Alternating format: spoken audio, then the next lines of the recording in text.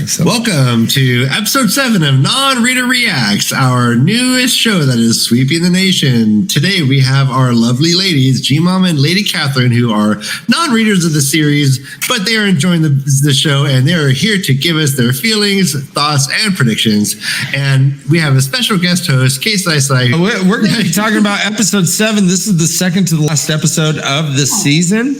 This is called The Dark Along the Ways. G-Mama, you were saying what a badass she was?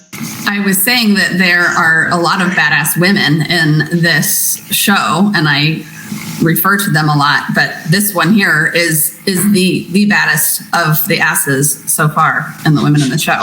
Is she part of that group, the redhead group? Because the outfit she's wearing, the Achilles or whatever. Achilles? I forget what they're called. Yeah, the Achilles. Okay. The guy in the cage. I'm gonna have to. Yeah, and if he gives him an eye, it's the Aiel. Yeah, because they referenced that anyone with that color hair is an Aiel. That there's not many traits you can track, but anyone with that color hair is an Aiel. Look at that jump. I know, pregnant too. Before. I have been pregnant before and never jumped, even remotely. Well, remember, Grace, that one time with Aiden? Oh, when I did stab that soldier. Yeah, in the mountains where you took on Fort. Yeah. And then do the roundhouse kick. Yeah. And then I held your hand as you gave birth. Right. You know what? I couldn't even do it without being pregnant. I mean, come on, seriously. Same. So I have a question. This was just super cool. There were a couple parts where things slowed down, and I didn't know if there was if that was an artistic thing from the camera, or if she had some sort of power within it of kind of slowing things down so that she could do what she needed to do. Ooh. Fascinating. Good. Oh, okay. What did you think? I didn't think that. Catherine? I thought it was more like the Guy Ritchie, the way he directs, like Sherlock and so forth, the way he does the battle scenes and makes them slower, so you can get more in depth. But I didn't even think of that. Yeah, I wasn't sure. I think to me it could have kind of gone either way. Yeah, I didn't even think of her having that power, but she's got a lot of power anyway, so I wouldn't be surprised. Put it back one, Ryan. Quit stabbing yourself. I can't. He looks like he's all Pepto-Bismol. He's trying to say chubby bunnies with a mouthful of marshmallows.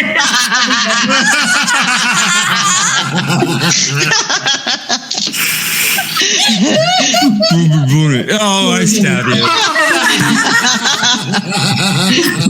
He just threw up in his mouth a little. More than a little. All right, and then this progresses. Yep. Yeah. This actress is a powerhouse, right? What an impact. She was amazing, right? Without a single line. Yeah. Not one single line. But she said so much, didn't she? Just like levels of grunting, just like 20 various grunts. I know, just kept saying. Yeah. If you watch the closed caption, it's like green. Oh, that face right there. Look at that. Now he's there to kill her, though, right? Well, he is of the army that she just wiped out 4 men. Right. So he's there to kill her, and then all of a sudden, here you go. Mm-hmm. So what did you make of that? Yeah. So, I mean, you know who this person is, right? We figured that out later on the show. Yeah, we figured out later who it was. So I was thinking the same thing. I'm like, okay, so is he, we don't know who this army that she's fighting is and why it's like her against all of these armored men. The doves.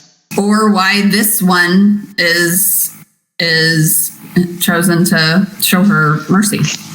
Well, at least we figured out that is his sword when he pulled it out from underneath the bed, because we weren't sure because he didn't seem to really know how to use it. So it was his sword. It wasn't his mom's. Mm-hmm. But then again, it turns out that's not his dad. So, well, let's go ahead and talk about Tam Althor then. I missed the part about him leaving the battle, but I did he say Kara? Her, Yeah, Kari. Kari. I don't know who that was. I'm assuming.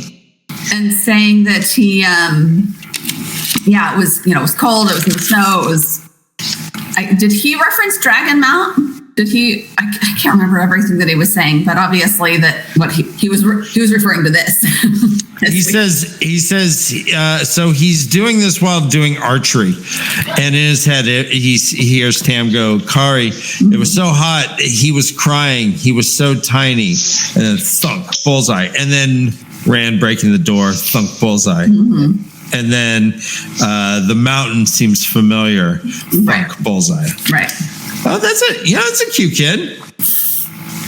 A little redheaded, little moppy redhead. Yeah, and she had the way the blood was, it looked like an axe on her forehead, like right there between the eyes. Sickle. Yeah, little long handled axe right there. There's CGI Tam. Look, you can see the White Tower. I didn't notice that. I didn't notice that Jesus Christ! Just that phallic weenie in the far just is corner. more phallic in this shot than ever. That is horrifying. What is wrong with? Why was you know what? That actually looks like Blue Origin. Is that a porn? Blue Origin, the space shuttle thing. Oh, it also looks like a peanut. Is that Leonard Nimoy's rocket? Besides the coolest cape grab, throw down, stab to the throat ever. That was a good combo. I mean, that was just one of them. Can you imagine a whole army of them? Right. Them being the orange-haired people. The Ginge.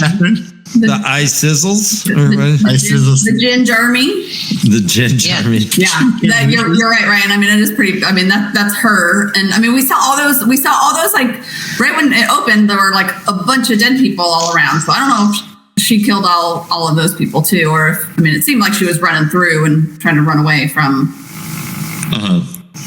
We also did see a big flying fireball. A lot, yeah. There were things flying through the air. Mm-hmm. Yeah, like they were. Was that a fireball or like a catapulted burning? Like some sort of yeah, that's what I thought. Some cannon. Trebuchet. Hey, what'd you call me? Trebuchet.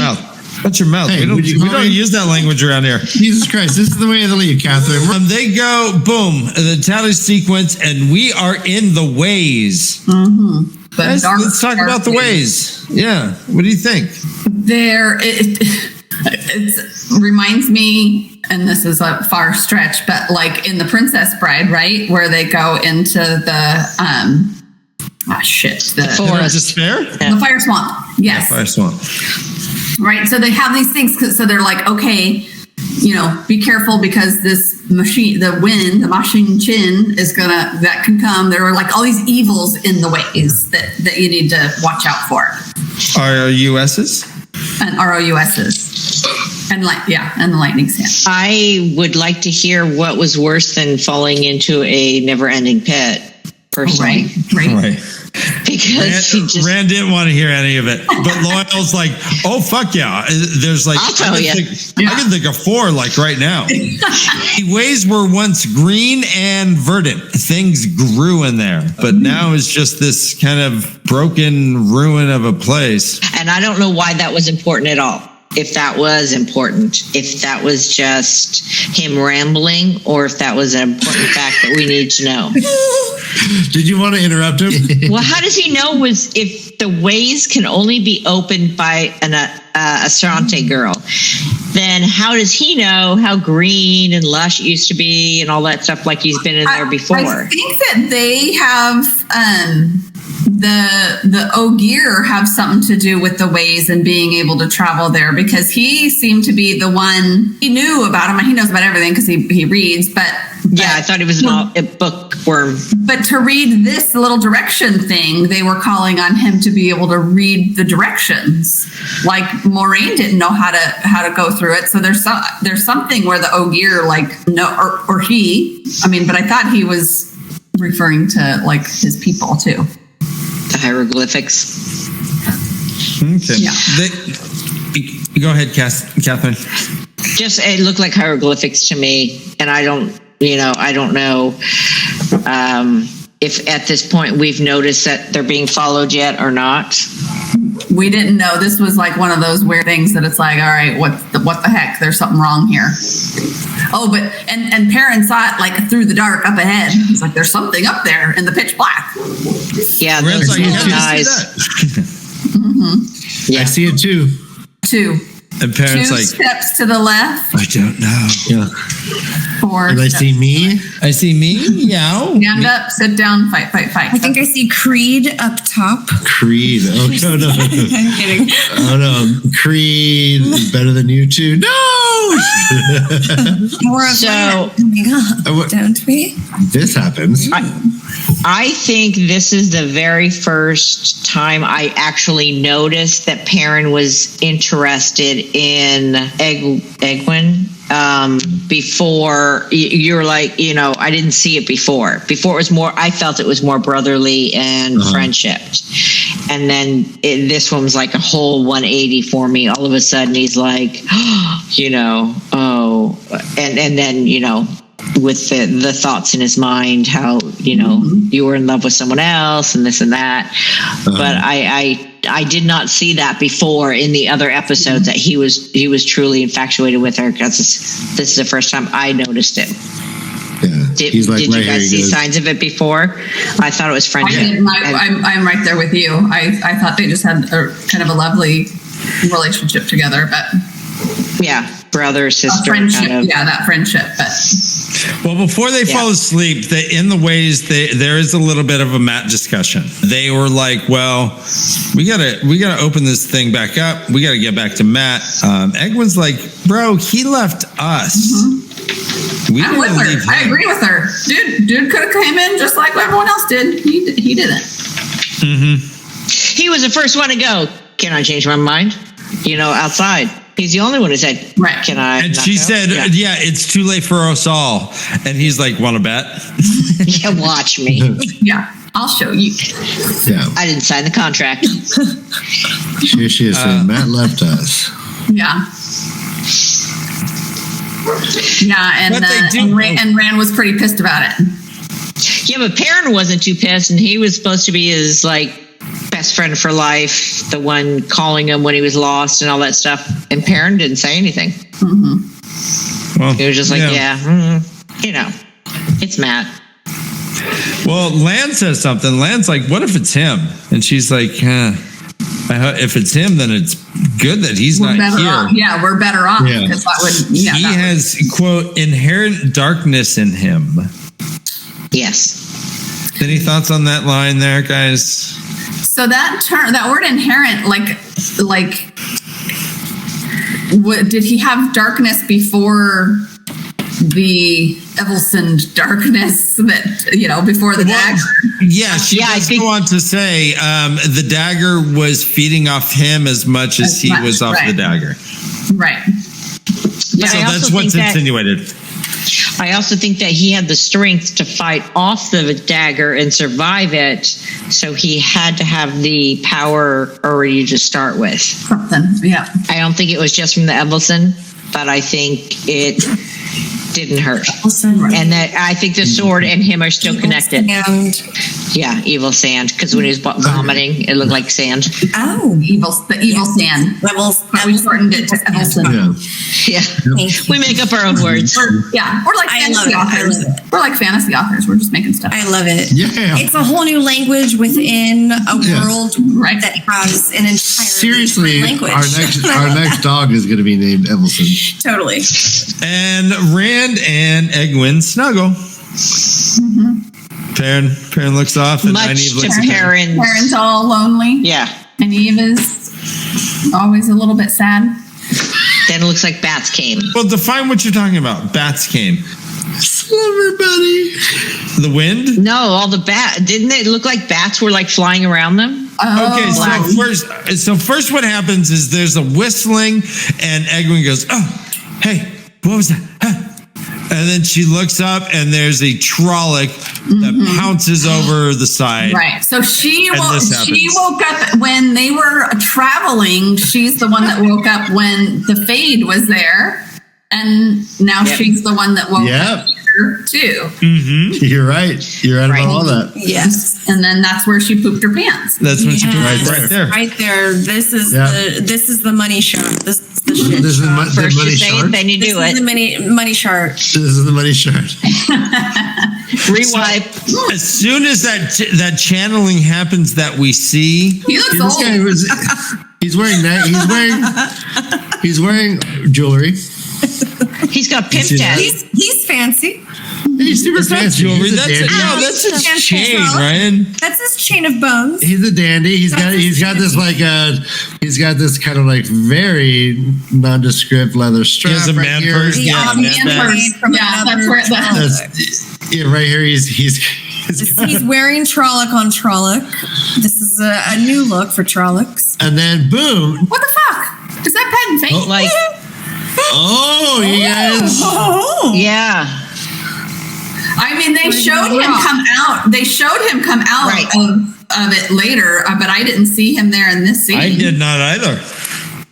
No. Interesting. These stills Hey, are awesome. I think that the Trolloc and Patent Fane are related or connected in any way. Yeah, patent fake. Yes, because he. Remember when all the Trollocs came on bell time? He was all right, I'm out. And he just like turned around and bolted. And then, I mean, we saw him again in the town. We didn't see Trollocs there, but then I didn't see him right there, but we saw him like walking out of the waygate. So yeah. We do. We also know that he was in Tarvalon. We discovered that. Yeah, that was the town that I meant. Okay, the town. Okay, yeah.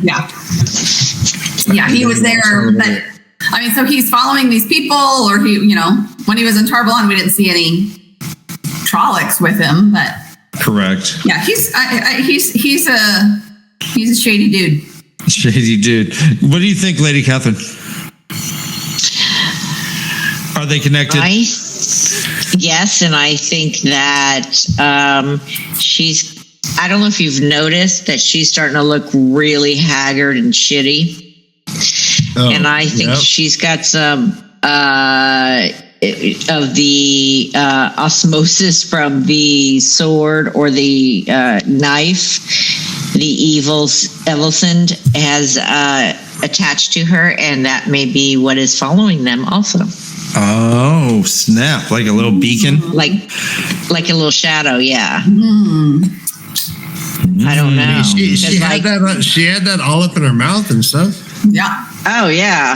And if you notice throughout this episode, man, she's looking worn hard. I did notice that. I'm like, man, I think I even said that to Brother Dan. I'm like, she was all beautiful last episode. Right. She's worked over.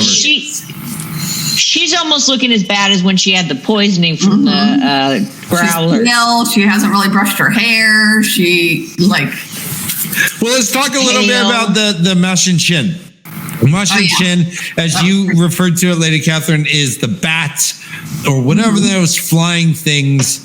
They are they seem like they were the mean girl wind, and they just were whatever. Whenever you leave the cafeteria, this is what people talk about you behind your back.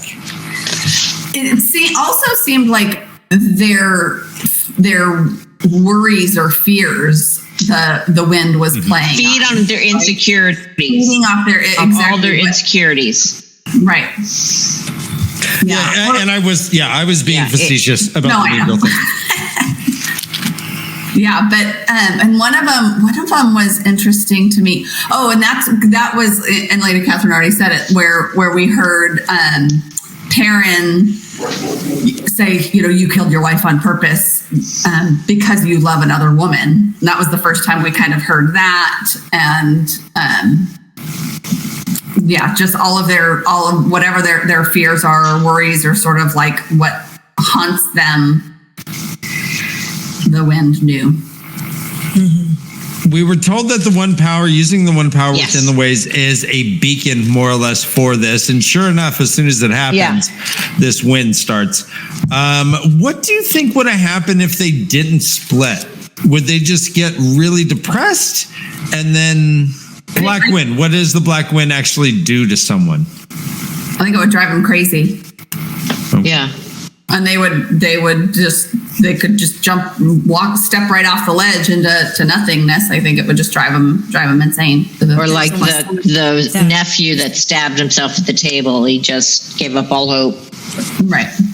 Oh, nice. Owen. Tom's nephew. Good pull. What do you guys think? What do you guys think Loyal was hearing? Oh yeah, they didn't say anything about Loyal. He was just coward over there. They didn't show any. Let's play fill in the blanks. He has no friends. Nobody ever wants to be his friend because he has no friends. I'm the shortest giant here.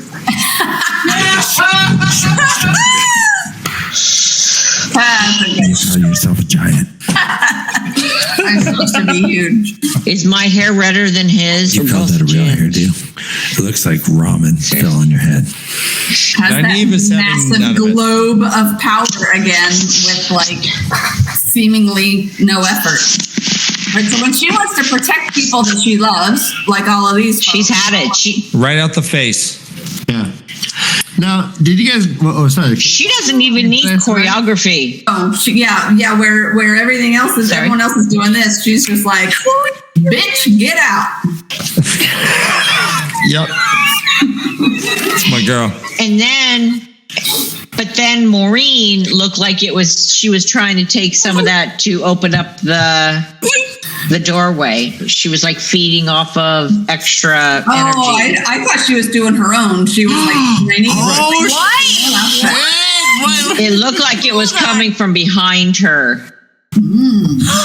It did it? Oh, I missed that. That was my question for you guys most of all was, what do you think about Nynaeve's power? Because it just doesn't seem like she's pulling it from anywhere. They talk about that, and does it seem like that is like that to you, or does it seem like it's different? I'm wondering. So, but yeah, the other Aes seem to have to pull. We talked about this. They seem to be pulling the power from outside of themselves. You see it kind of collect in a cord that hangs behind them or whatever, like energy from somewhere that turns into this one power. Exactly. Light, right? But Nynaeve just is popping out of her face.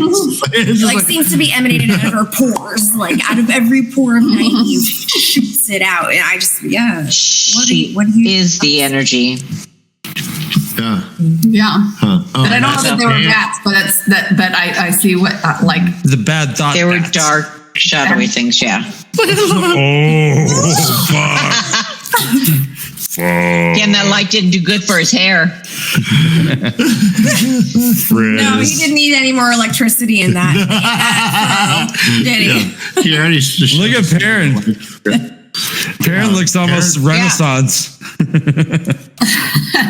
Yeah, and then this is amazing. Lan seeing Nynaeve in this state. He's right here.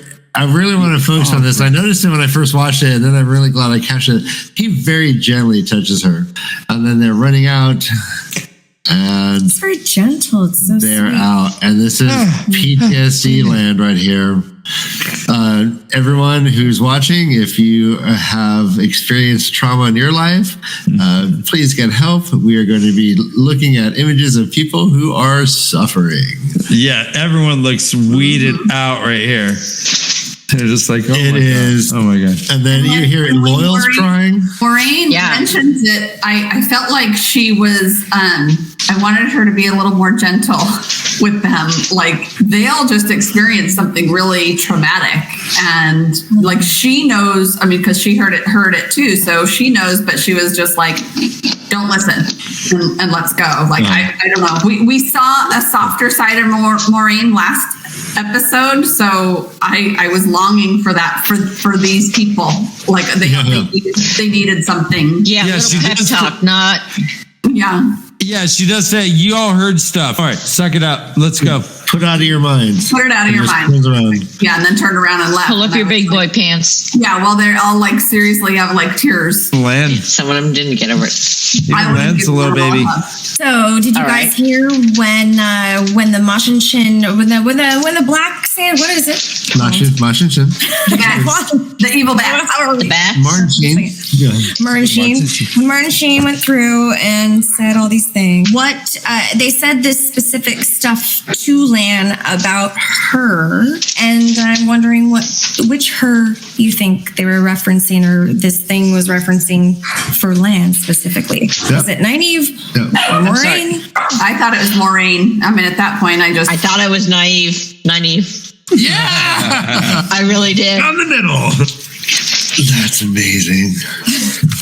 Yeah, no, I think you think about her, because look at her. She's getting washed up. That is Faldara. Yeah. Faldara. But before that, Lan. So as they were walking in, Loyal said something to Lan, and by the way, that was the last we've seen of Loyal. Was they were walking in, he said, "You're right." He said, "Is it? How long's it been since you've been here?" And there was no answer. But then, obviously, Lan learned, grew up here. And they're all buddies, and a lot of people have all that same little headband. Oh, this thing right here? This thing? Well, no, that's an eye patch. Oh, that thing. Yeah, I know. Oh, yeah. So they all have the buns, but when he was at his family friend's house, they were wearing the little. Yeah. Lady Catherine, what do they call Lan? Do you remember? Yeah. Bitch, you left home. Bitch, you left. Mama, do you remember? Daishin or something? Daishan, very good. Which is like the translation. The king, the next king, or the something. Yeah.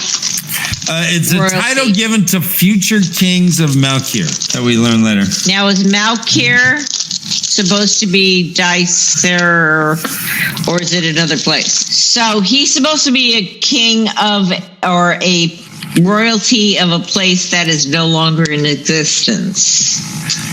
Right? Yes. It got destroyed, they said, by the Blight. Destroyed it.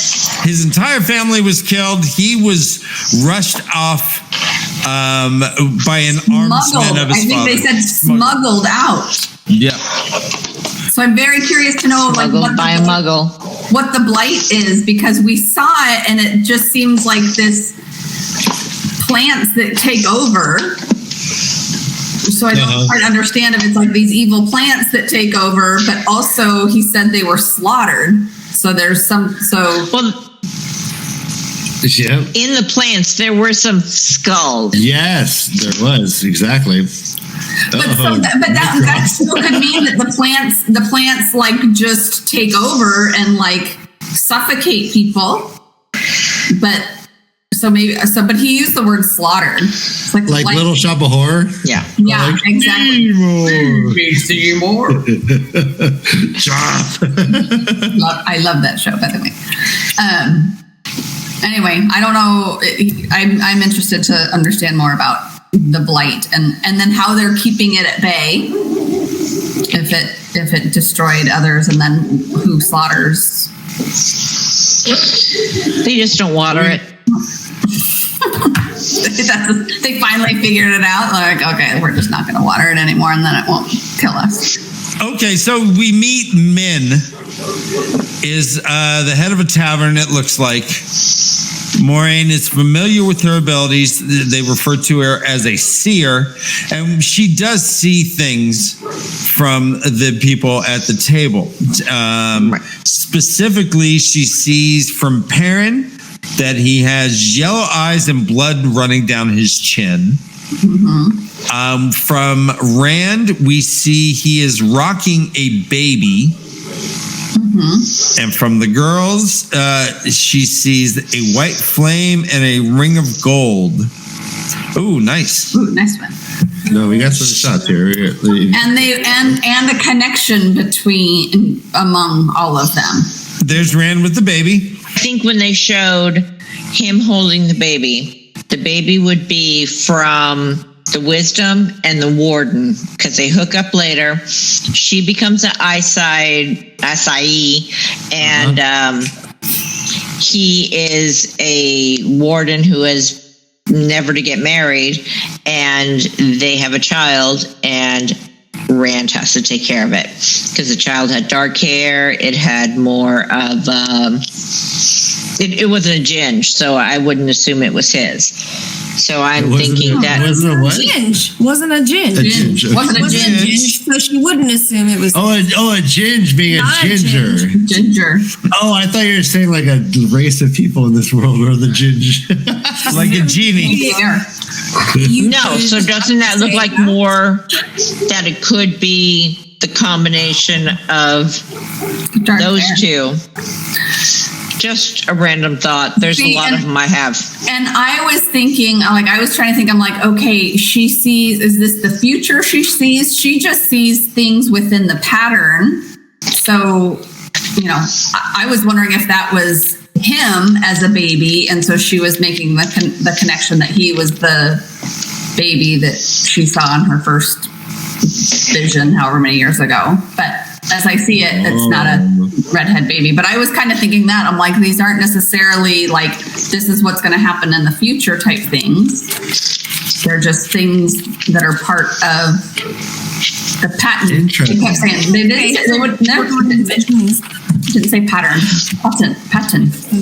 Yeah. All right, so that's okay. Interesting. To that point, Perrin has already shown yellow eyes. We have not seen him with the blood running down his mouth. That's not a good sign. But yeah. Right. Well, but again, I didn't take them so literally as like this is something. This thing will happen. It's an image that just evokes something. So let me ask you a question about men. When Moiraine asks what she sees, we actually see what she sees. Rand holding maybe his child or maybe some child. Maybe himself. Who knows?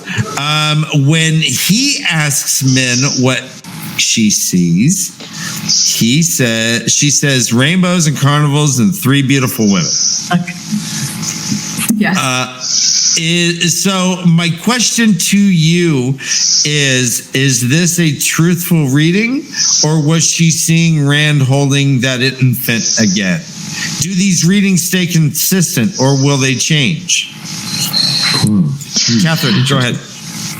I think she was pacifying him because she said, if I start to tell you, I got to go through it and you may not be ready for it. So saying, oh yeah, I see, like a regular something you'd hear at a reading booth at a fair. Oh yeah, I see you at the fair with these 3 women and everything. Just a BS one. But when she sat down for serious, it was serious. That's what I thought. So rainbows and carnivals and 3 beautiful women is serious, right? No, I thought that was just like pacifying him. Right. Oh, okay. Well, because he does finally ask, so do you see the eye of the world? She says, I wish I didn't. Don't talk to me about that. And she's like, do I come back? She gets up and walks away. And he says, yeah, that's what I thought. So what does this vision mean if he is off to see the eye of the world? I mean, I don't know. We're seeing several things from Rand about Rand's future that don't really seem to correspond, I guess, in my head. What I noticed a lot with Rand is when they were going through things and he was doing his shots and he was remembering things. And he's going through tequila just... Jose Cuervo. So when he was doing the shots at the arrows, the bullseyes, yeah, and he thinks of when he broke down the door,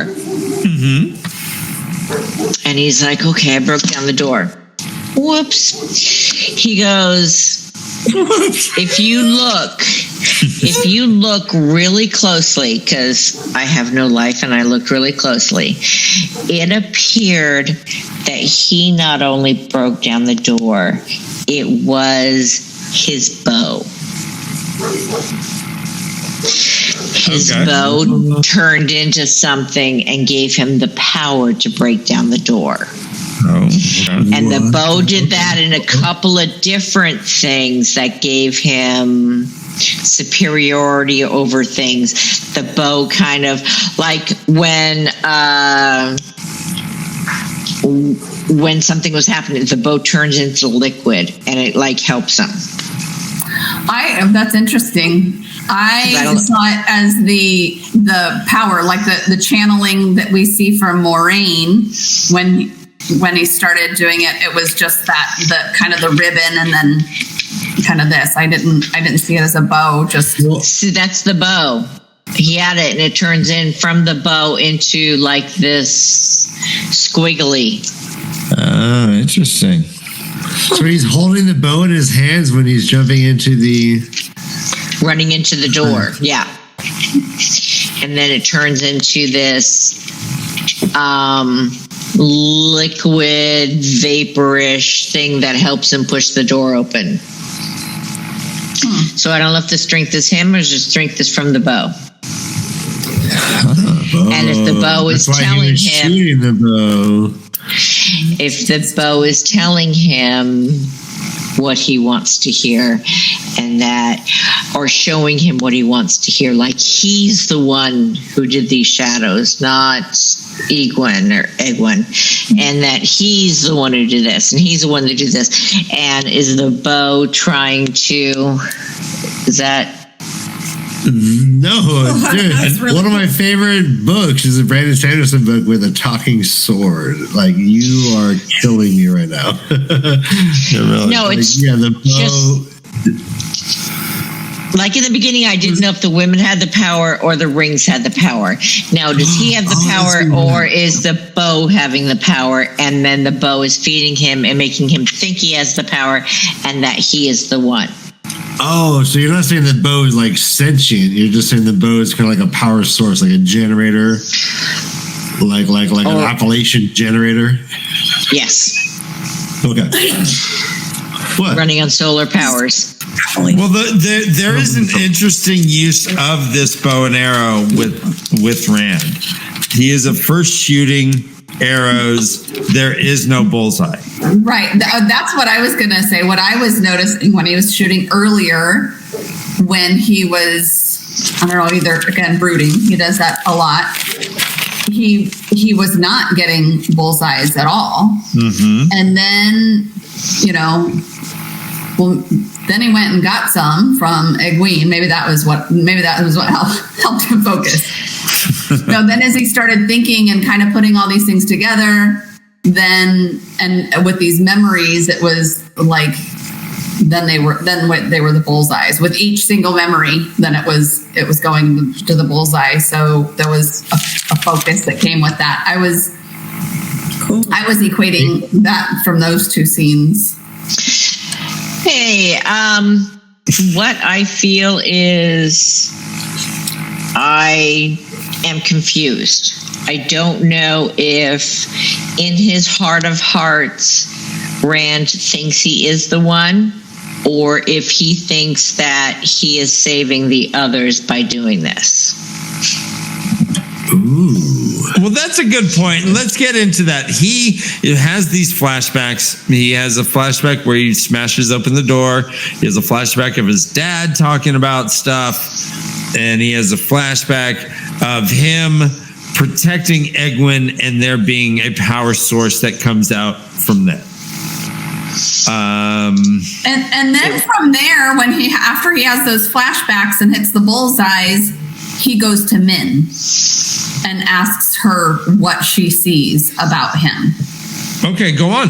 And to me, it seems like she confirms that he is the dragon, because she said, like, the first vision she ever had. And I was confused if it was a vision or if she saw it. It had to have been a vision because of her age. Was of this man with the baby, And so she kind of confirmed everything that and then they showed us the final scenes of Tam taking the baby. Correct. To me, that was the answer of yes, he is, and Moraine kind of agreeing. Okay, you are. I'm going to take you, him, and protecting everybody, kind of all at the same time. He was really concerned about, and I think he was concerned because he was starting to think it. He heard the voice in the wind saying, "You know you're him. You know you're the dragon." So he was kind of trying to pretend he wasn't. So I felt like that was... I think the voice says you've known all along. Right. Well, but the voices say all kinds of things. They told Perrin that he's glad that his wife is dead. They told Lan that he'll never be able to save her. You know, they told all kinds of things that we assume to be untruths. Correct? Really?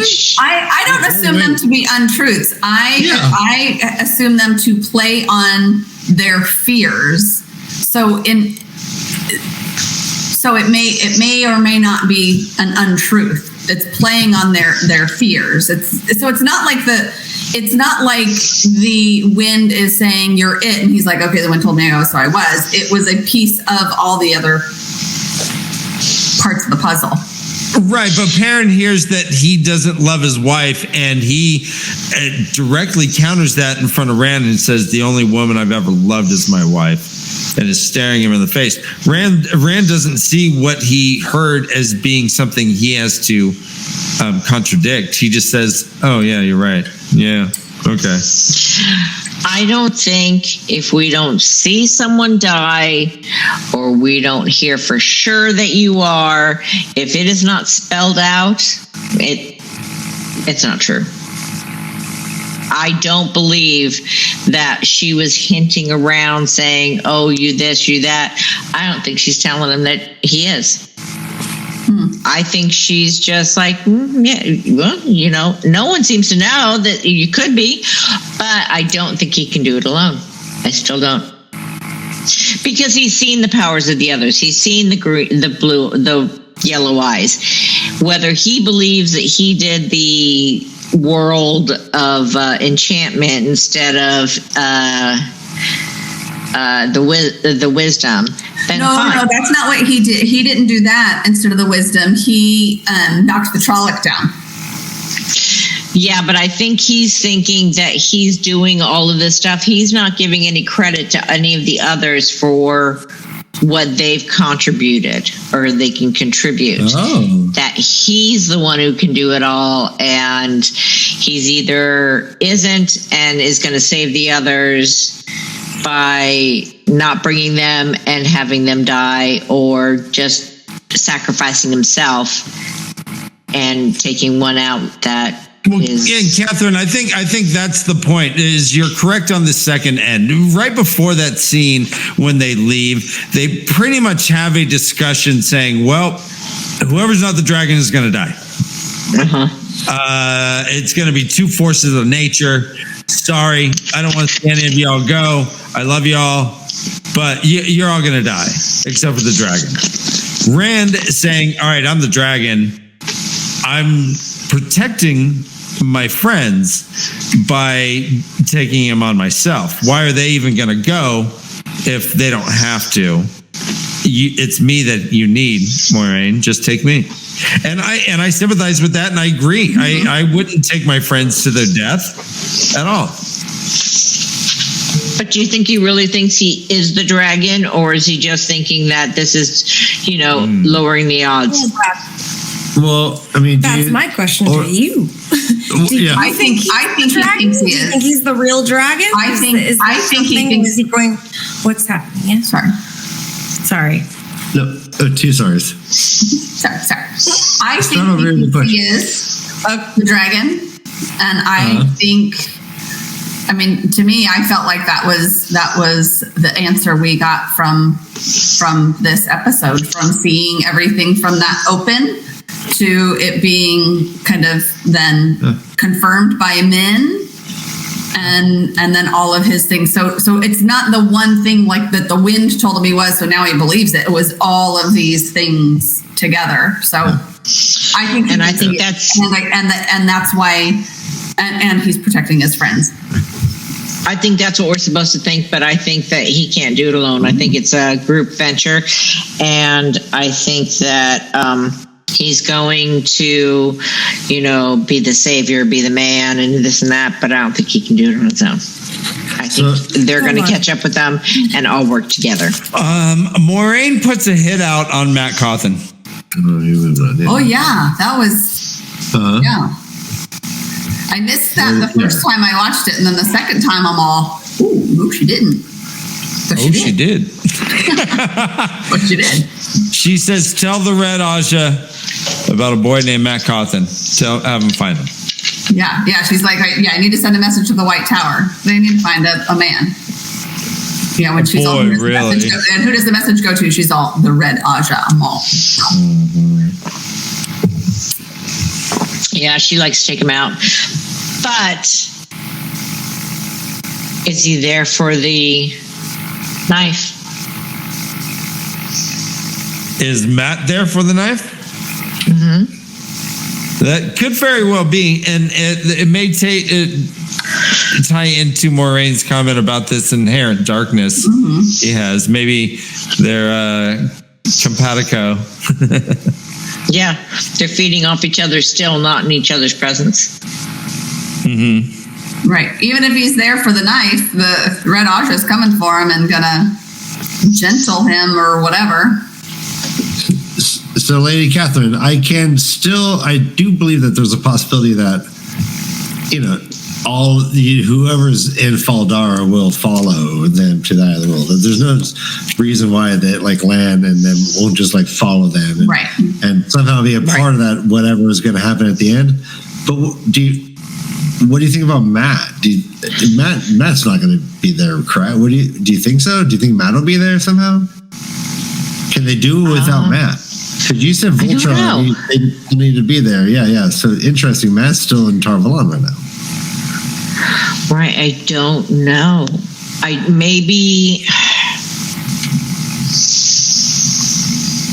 They may be able to do damage and get away, but they may not be able to fully destroy without all five. Do you know what I'm thinking? They may be able to put a dent in it and then get away to regroup and then bring Matt back in.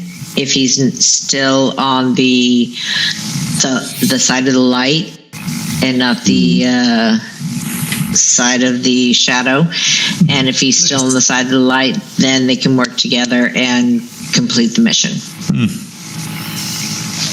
I don't know. That's just in my head. I really like that. That's amazing.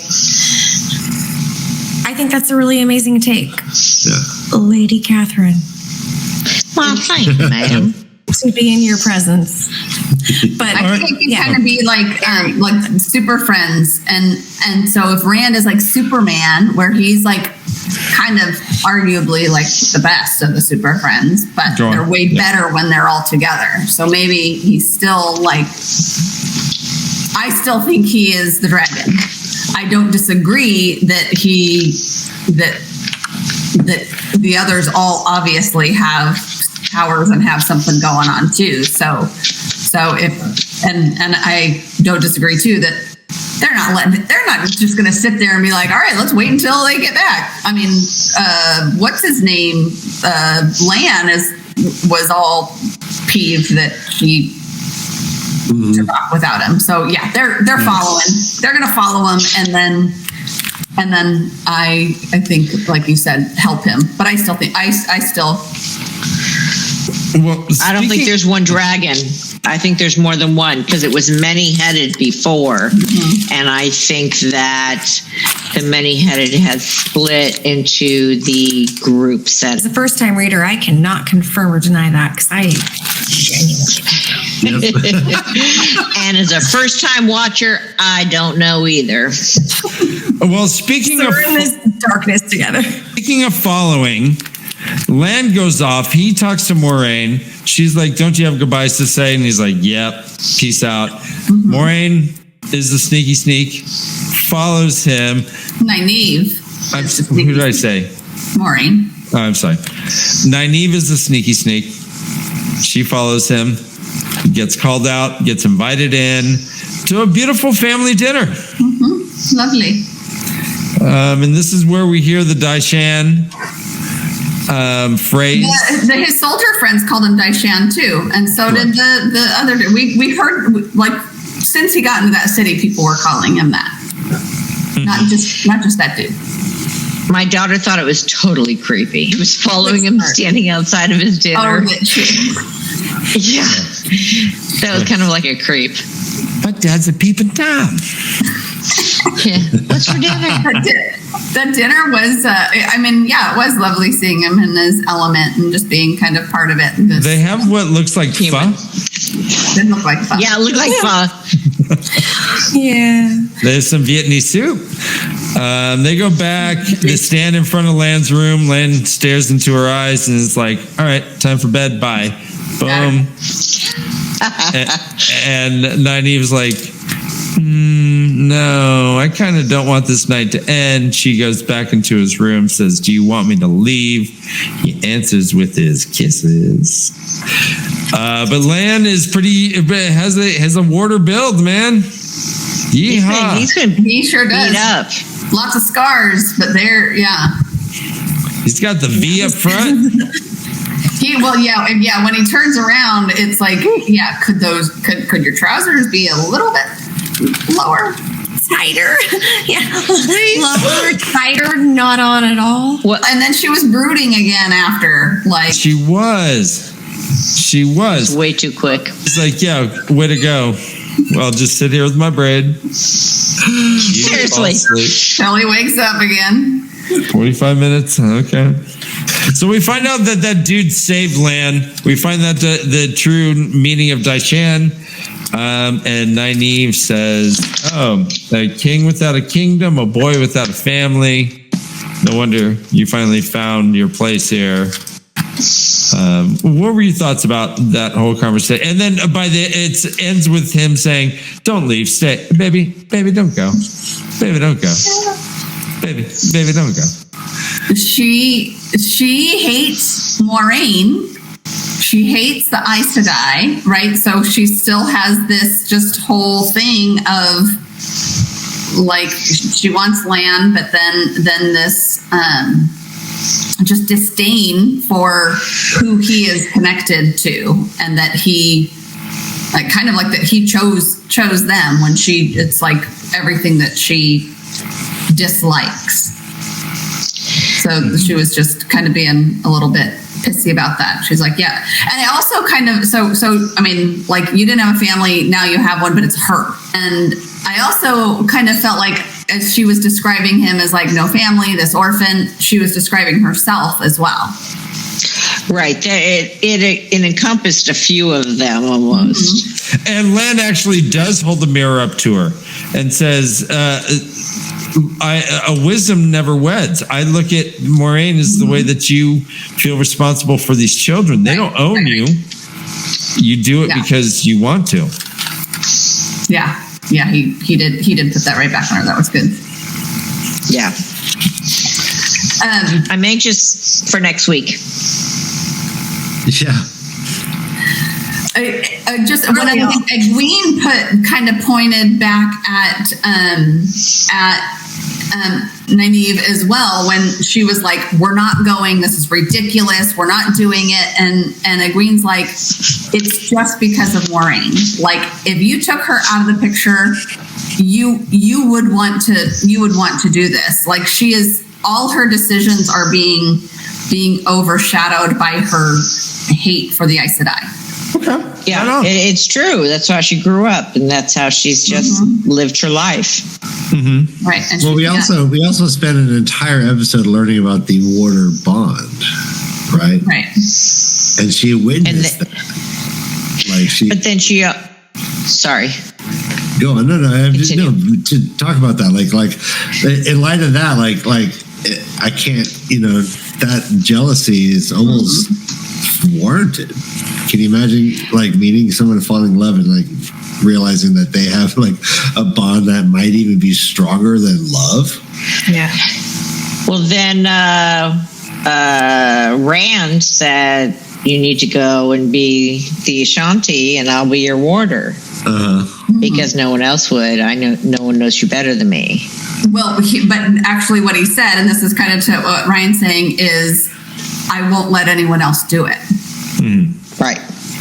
Because of that bond, and now they all know and understand it, I think even more, that Rand can't see or can't let anyone else do that. That's a good point. So prediction time. Do you Well, think one more. I'm sorry. Go on. Real I fast. want to wrap do you up. think that's going to happen? Do you think they will be warders and Ashantis together? Oh, like prediction, like I don't think next week they're going to be. Good point. Yeah. But do you think that's going to happen?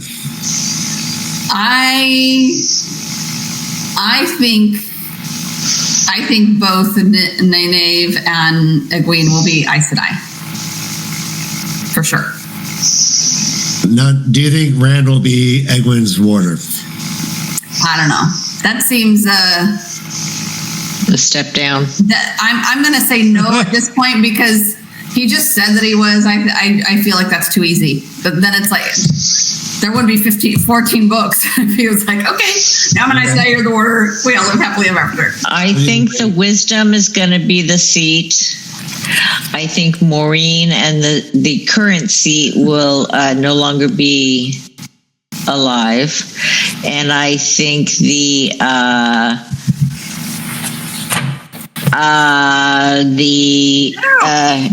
Nevi and Rand will be raising the child of Egwene? Egwene and Lan and Nynaeve.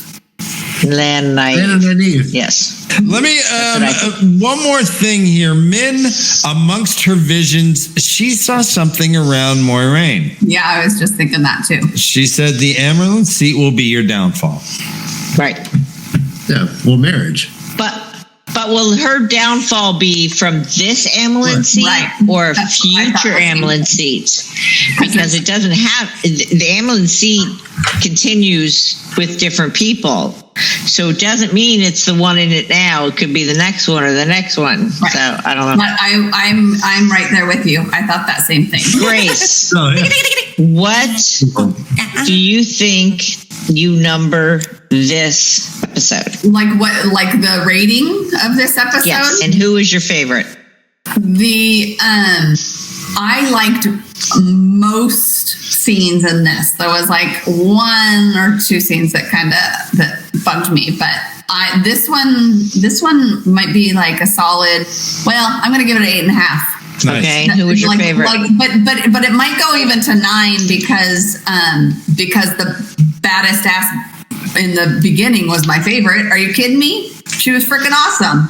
We don't know her name. She didn't say a word. She's my favorite. So the dead ginger. And that scene kind of like almost takes over like everything else. That and then a couple scenes when they were in the ways beats the little love scenes that I could have done without. Hey, Catherine, how about you? You start. You give us your favorite scene and score. I give it an 8.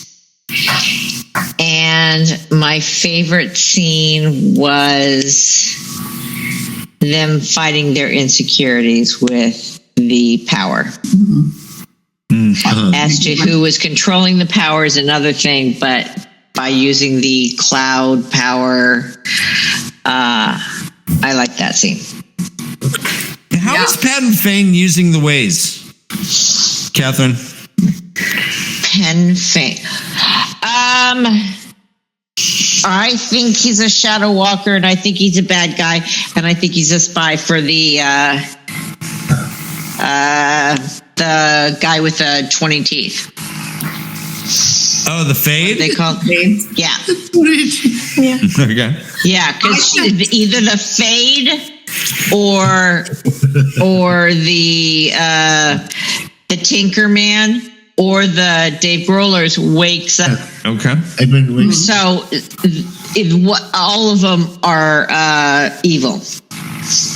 Yeah, you said spy. I feel like he's a spy or just some, Scout, something like that is just, again, yeah. I remember just the first episode too, when all hell started breaking loose, and he's like, all right, and he was kind of like, my job is done here, and he took off. Yeah, and moseyed away, not fearful, grabbed his drink, walked away. He's like, okay. He was safe. Right. He was not afraid at all. He just turned around and walked away. Yep. What do you think the blight's going to hold, guys? It just looks like look. So I was talking to Grace. It reminds me of the Harry Potter during the goblins, or the Goblet of Fire. That whole maze of ivy when it started trying to grab them together. Yeah. So what do you? Yeah. So tell me what do you think this blight is? Just like a bunch of something that's really difficult to get through, like cactus and people eating cactus, but just things that are difficult to get through. It looks like cactus. Looks like it's going to be thorny and dangerous, and I don't know if they're right there. It looks all dead, but there's a face. It comes alive. Oh yeah, there's a skull right there. But to me, I feel like it either comes alive or there's something, where it can spread, like reach for you kind of thing. Well, you would think it'd be easy to clear back some ivy from a city, right? Well, I mean, didn't Land's whole land gone? That's what I mean. Land lost his land. Yeah, it took over a whole city or kingdom. Yeah, they look like people. If you look here, like their heads and then these big long arms and legs, so they'll all start kind of walking towards something. So I don't think they're people, but I think it comes alive and can crawl. So I don't know what activates it, right? So in the ways, using the power activated something evil in there. I mean, they're walking in there. So look at how harsh she looks. Yeah, she's looking pretty tired. Yeah. Yeah, so I think there's something evil in that blight that is going to be activated, and probably when all of our friends start chasing after them, they'll probably screw something up. She's been with. All right, so why do you think she left land? Because anyone who comes between the person and the evil will die. So why bring more people who may die? Do you think she's going to die? Land doesn't have any powers. I thought that she could go and she can protect herself. And then if Rand is the dragon and is the one to kind of fight the Dark One, that's all they needed. And so it's like the bare minimum people who are going to be there are going to. That is kind of what it sounds like. It's like y'all kind of got to go because we don't know which one is the most important. So you go. And he talked her into going real fast. Yeah, no, I'm all for her making bringing Rand, but why not bring Land? That's I think she did it to protect him, and she knows he's got something for Nynaeve, and she said a couple times I you've been with me for a long time, I kind of want you to have a life. I'm dumping you. Not you, it's me. My favorite person in this episode was Land. I got to see a different side of him and got to find out more about him. Do you like his backstory? Yeah. It's pretty tragic, yeah. It's pretty amazing, yeah. Yeah. Cool. But it explains why he's so cool and such a badass. I give it an 8. Oh, the best score yet, right? Is this your favorite episode? Very much, yeah. Yeah, it's your favorite episode. Nice. Yeah. Yeah, it left a lot of questions and it kept me interested and I really liked it, yeah. And I like how everyone's like, okay, Rand's a dragon. And Lady Catherine's like, nah. That's what they want us to think. Doesn't trust anything. Exactly. I know. It's just good. I mean, it's always good. And I'm like, okay, that's what they told me. Okay. Walk slowly. They'll catch up. Yeah. Amazing. All right. Well, can't wait till next week. Yeah, neither can we. Thank you guys for sticking around to the end of the video. As always, like and subscribe. Join us on Discord. We have a Patreon. All these links are in the description of the video. We will be back next week as we recap the last episode of Season 1. This non-reader react show is sweeping the nation, and we're having so much fun bringing it to you. Thank you guys for all you do. Keep your comments spoiler-free in the chat, and as always, run for your life, because this is the way of the leaf. All right, hold on. Let's get your chips out of the bag. I was like, what is happening? Yeah, let's get. It's all right. Oreos. No, open them. Okay. Yeah, no, seriously. Get them out. All right, let's pull like 10 out and then move the bag away. It's okay. It's gone. It's like trying to slowly do it in a movie theater. And you're like, I'm not making a lot of sense. But it's worse. Crinkle. Just the most elongated thing. So I'm like, all right, let's rip this Band-Aid off and start anew. Thanks. All right. Okay. You can. I'll make that my screensaver. That picture of Lan right there. That's not bad. That's not bad. I was waiting for Lan's buns earlier on the show. How about Lan's back and chest? Woo. Yeah. I was gonna say. Hey, we'll get there. Yeah. Okay. Right here we have a parent saying, God, it's a tough week to quit cocaine. He's like, let me at him. Let me at him. Like one of them old school, like, the old timey boxers. He's a pugilist. Yeah. Yeah, you get away or you're gonna get a knuckle sandwich, I tell ya. I tell you what. What'd the knuckles say to the face? Punch!